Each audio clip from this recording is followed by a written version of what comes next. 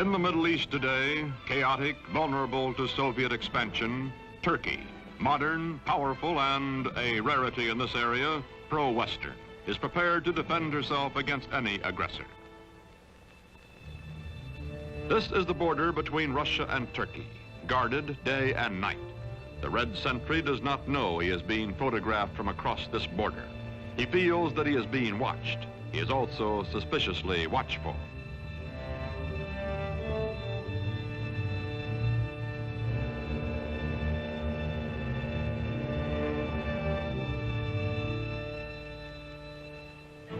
Today, Turkish cavalry defends the broken, desolate terrain at the edge of Asia Minor. These cavalry squadrons are part of the strongest fighting force in the Middle East, the Army of Turkey, a democratic-minded member of NATO, military partner of the United States.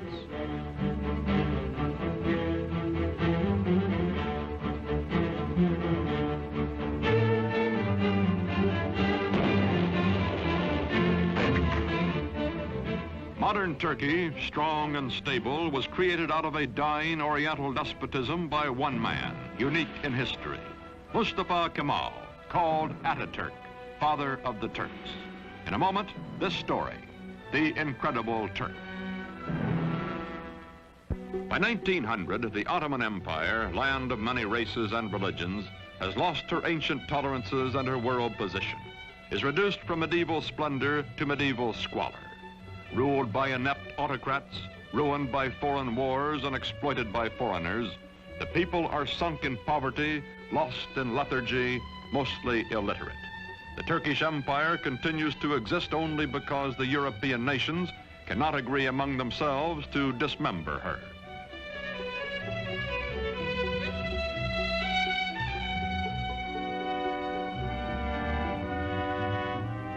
Before World War I, Germany has plans to embrace Turkey as an ally, then to subjugate her as a satellite.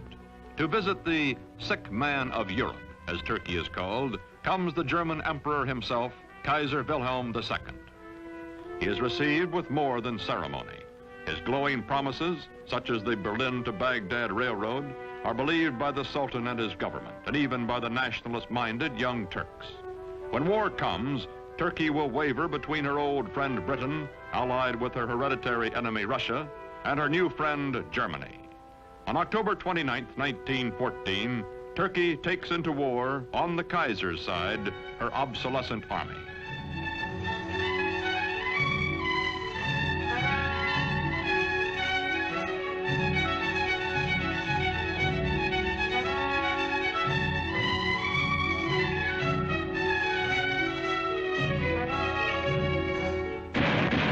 February 1915, the British plan to force the Dardanelles past Gallipoli, take Constantinople, and free Russian shipping in one naval campaign.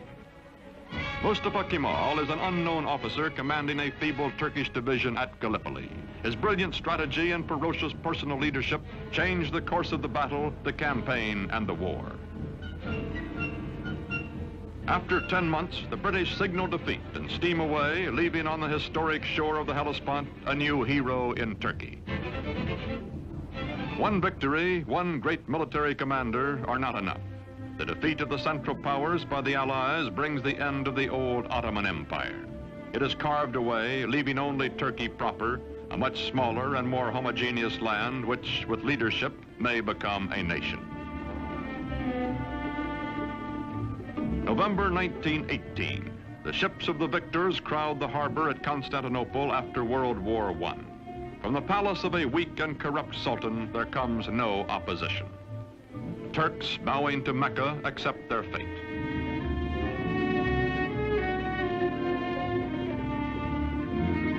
From France and from Great Britain, occupation troops disembark to take over the ancient capital.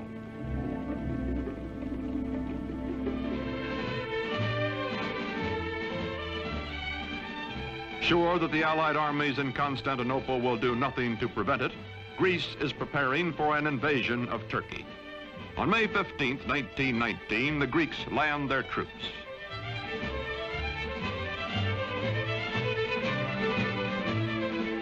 In Ankara, in the heart of Turkey, Mustafa Kemal organizes the Turkish liberation movement, takes command of the Free Turkish Army. From far off Constantinople, the Sultan repudiates him, but Mustafa grimly swears that he will gain Turkey's freedom or die. No other general equals this man, and the Turkish soldiers need only to be led to fight. They are traditionally warriors.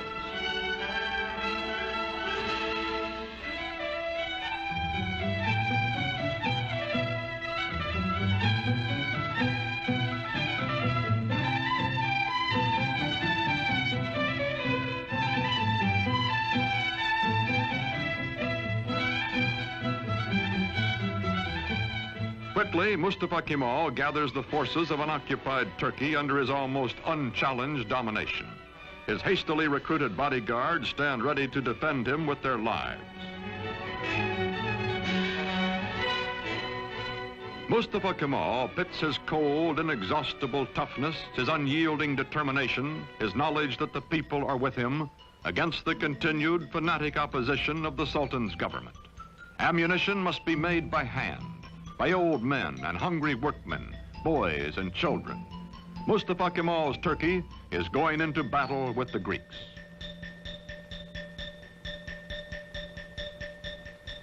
The war with the Greeks lasts 3 years, from 1919 to 1922.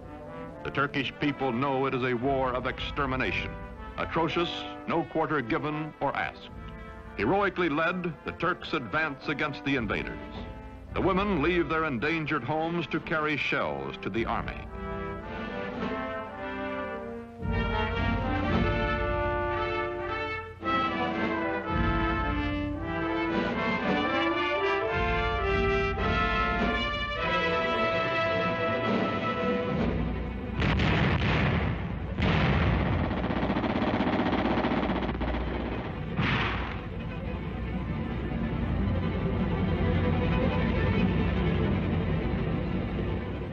September 1922, the Greeks are driven back to the Aegean Sea.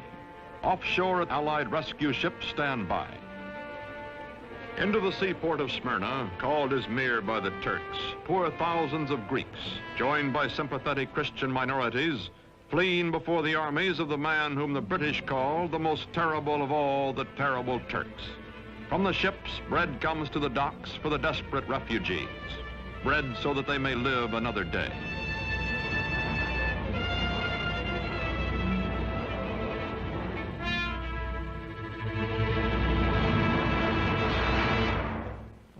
September 9th, 1922. The Turks enter Smyrna, last stronghold of the invaders. They take vengeance against the Greeks for whole Turkish villages wiped out, for their kinsmen massacred.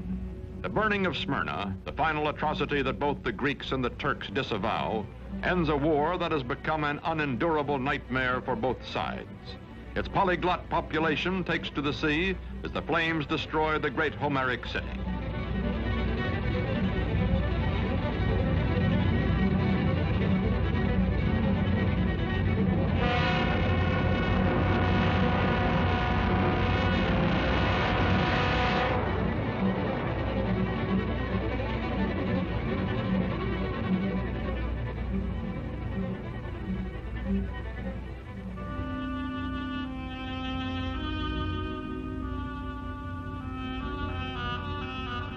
Star and crescent fly over liberated Turkey.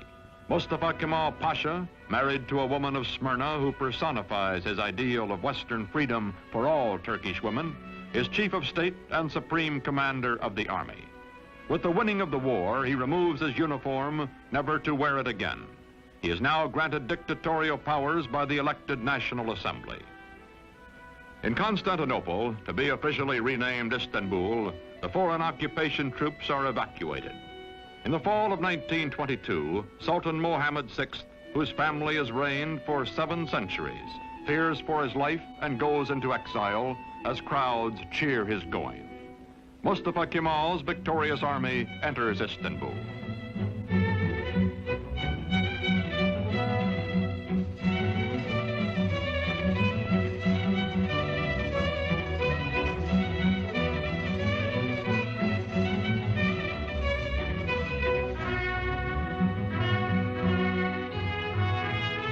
first president of the First Turkish Republic, Mustafa Kemal, during the 1920s, keeps his limitless wartime powers and his command of the army, makes the hard, dry town of Ankara his capital. His fantastic dream is not of empire or conquest, but of creating a democratic Turkey, a new kind of Turk in his lifetime.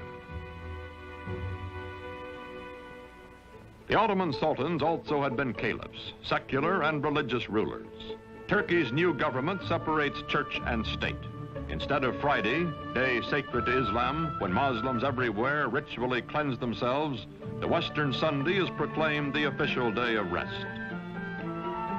Although Mustafa Kemal insists on personal religious freedom, it is known that he personally detests the gesture of abasement prescribed for worship when Muslims touch their foreheads to the floor in their brimless headgear.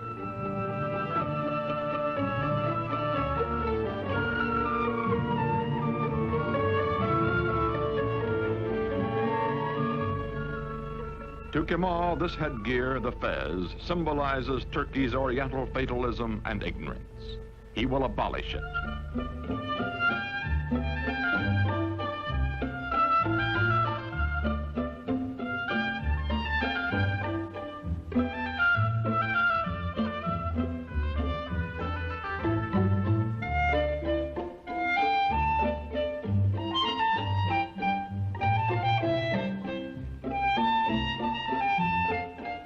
Wearing the fez becomes an act of treason. European hat makers unload in Turkey. But woe betide the foreigner who dares laugh at a Turk in his new hat. More than 90% of Turkey's 13 millions are illiterate. Mustafa, who earned in school his second name, Kemal, meaning excellent, himself takes charge of replacing the difficult, obsolete Arabic script. A new Latin alphabet, a revised and standardized Turkish language are prepared by experts bullied into haste by Kemal.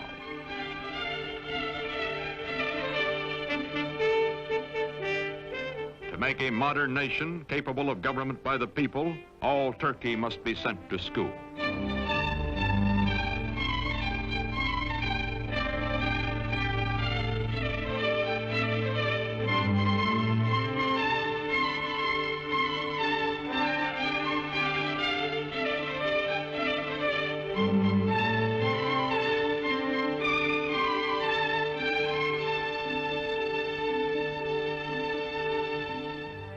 Islamic traditions are shattered. A man's image, Mustafa Kemal's, is displayed in public. He also orders all Turks to adopt Western-style family names and is himself christened ATATÜRK, meaning father of the Turks. The faces of Turkish girls and women are hidden, and they live in virtual slavery until ATATÜRK unveils them by decree. Now divorced from his wife, he takes pleasure in the company of emancipated women and insists that all Turkish women adopt Western clothes, gives them equal rights under the law after abolishing polygamy, and opens to women all the trades and all the professions.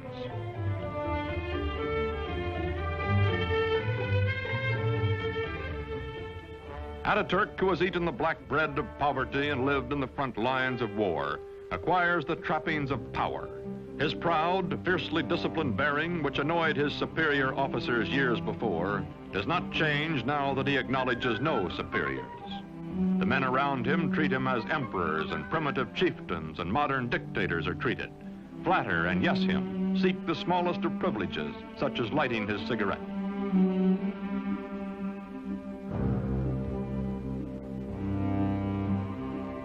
Man in a hurry, he has no time for opposition or for modifying his programs.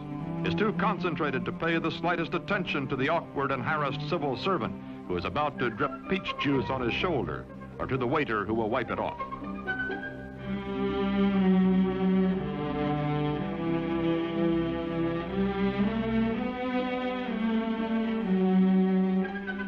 Although gossip is rife of his spare time affairs with women, of private drunken orgies by which ATATÜRK relieves long periods of relentless labor, this monarch in mufti never loses his public dignity, even at play.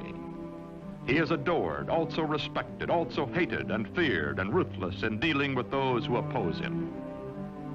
Now he goes into the countryside, to remote villages, to archaic farms, to rouse the lethargic and primitive peasants.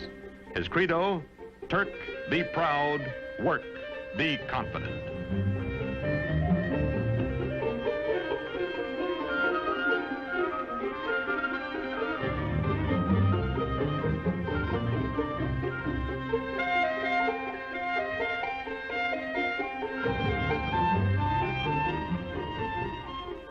There are two ways of conquering, says Ataturk, by the sword or by the plow.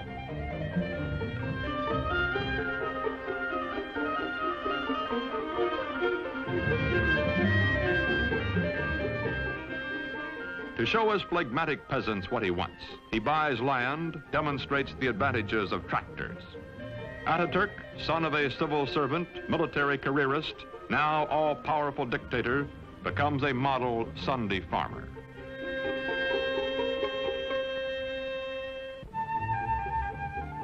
The world is anxious to restore good diplomatic relations with Turkey. From the United States comes Ambassador Joseph Clark Grew.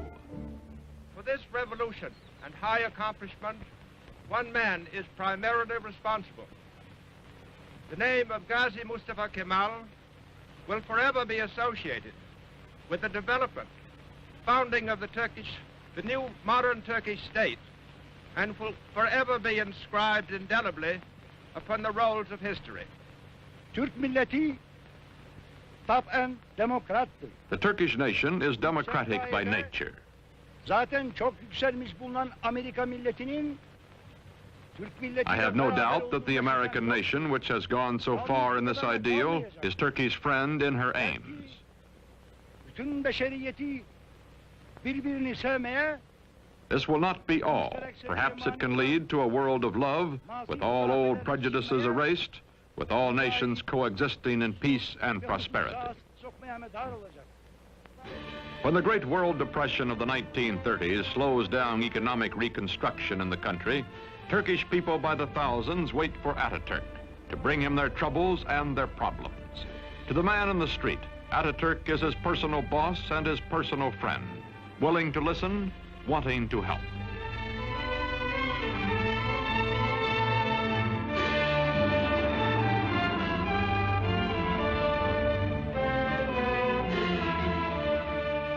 All over the country, Ataturk preaches the ways of the West, scolds and harries workmen to carry out his forcible plan for industrializing the Turkish Republic.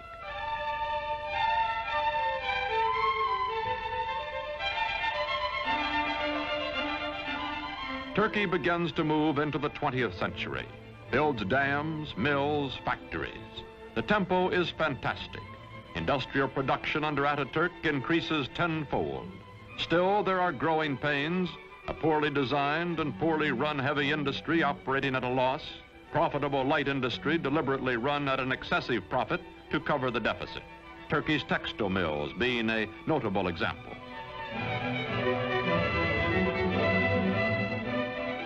The European nations compete briskly for Turkish trade, for her surpluses, her chrome, and her tobacco, in exchange for the manufactured goods, machinery, and arms she imports.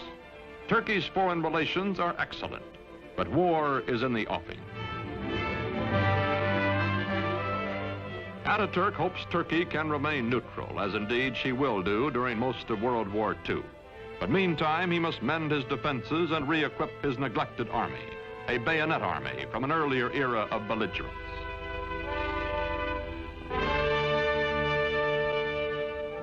Turkey's dictator has said, Hitler will lead a dynamic nation to destruction by whipping its passions, and Mussolini will play Caesar. Time is proving him right. Aging now, Ataturk gives his personal fortune to the nation, lives quietly, spends time teaching the youngest of his 6 adopted daughters the alphabet he made all Turkey learn.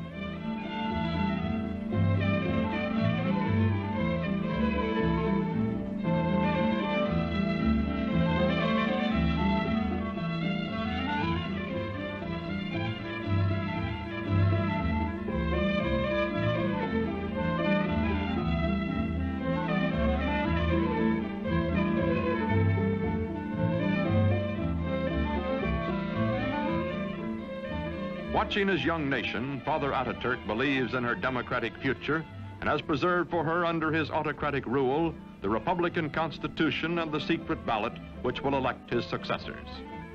His severest Western critic grudgingly admits, Ataturk is dictator so that Turkey may never again have a dictator.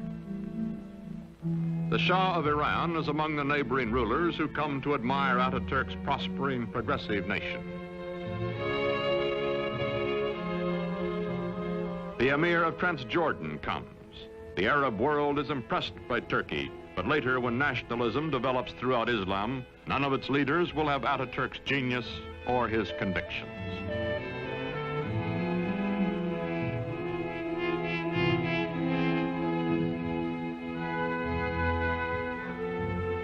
An ailing Ataturk spends much time aboard the yacht presented to him for his health by the Turkish people. Long ago, he has said, I will lead my people by the hand along the road until their feet are sure and they know the way. Then my work will be done.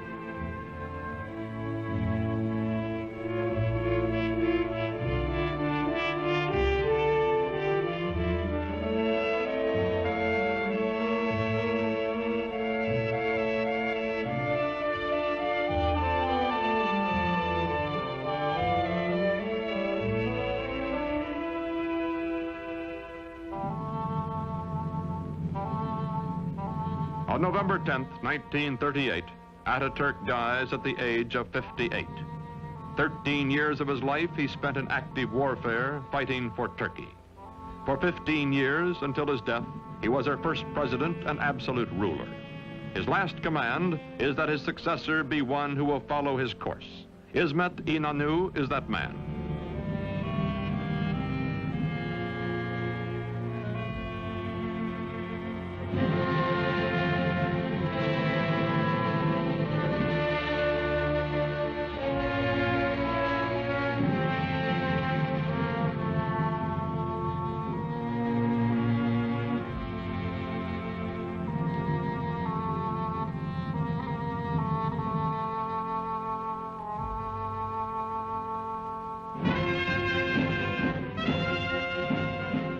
Today, this mausoleum is a shrine for his people, who well and truly mourned for Ataturk. Marching past in fighting trim, the soldiers of Turkey are the sons of the ragged forces who followed him to fight for Turkish independence 40 years ago.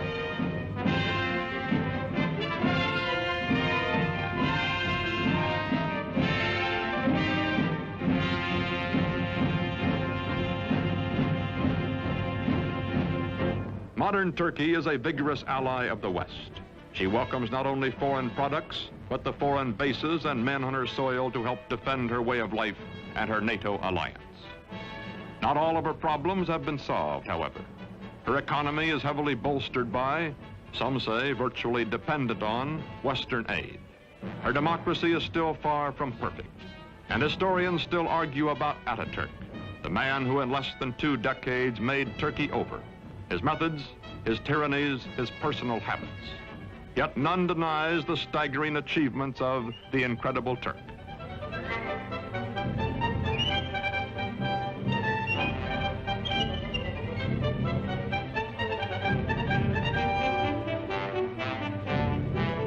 These, our allies, guarding the gates to the east, are the inheritors, the children of Mustafa Kemal ATATÜRK.